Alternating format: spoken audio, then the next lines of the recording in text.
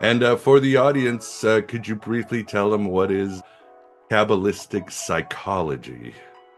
Yeah, so the system of the Kabbalah itself, the tree of life, and all its sort of associated ideas, has built into it a model of human consciousness that includes transpersonal, transrational, and divine aspects. So the understanding of what a human being even is requires, from a Kabbalistic point of view, requires an understanding that we have this divine seed within us, and that we are in fact fully divine beings, and that the obstacle is just getting our consciousness is the obstacle is renewing our conscious awareness of that divine status, as I said earlier. So Kabbalistic psychology describes the interplay between the various what are called parts of the soul. So there's the physical body,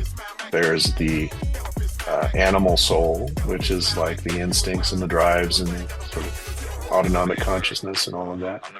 And then there's the ruach, or the sort of the ego state, the waking self. And then there's neshama, which is the spiritual superconsciousness.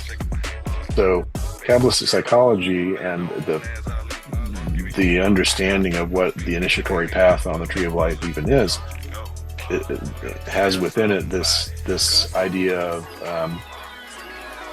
how do these parts interrelate? How do we enhance their ability to talk to each other, these parts of the soul? How do we open up our, to give a couple examples, how do we enable our ego to have better management of the animal self? How do we get the ego to have better receptiveness to divine influence? And to me, it's just a fascinating and actually very intricate and nuanced model of psychology, more so than anything I encountered in my professional training. So this is the first time I put this much about it in writing, and I'm actually pretty excited about that part of the book. Oh yeah, it spoke to me, and I love how you related to the Sephiroth. For example, you write Malkuth is the body, Yesod is a personal unconscious, Gebura, Chesed, Tiferet, Hod, Netcha. That's the Jungian ego, and Chakma, Bina, and Keter, that would be the collective unconscious / the world of archetypes, right? So even from a Jungian perspective, you can really do a lot of good work there.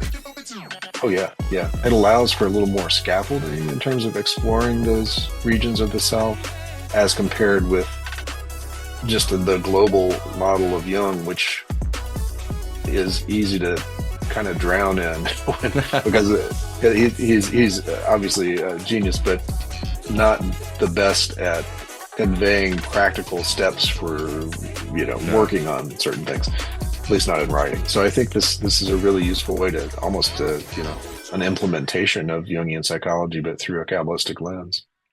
Yeah, for sure. I already found some usefulness to it. And you're right.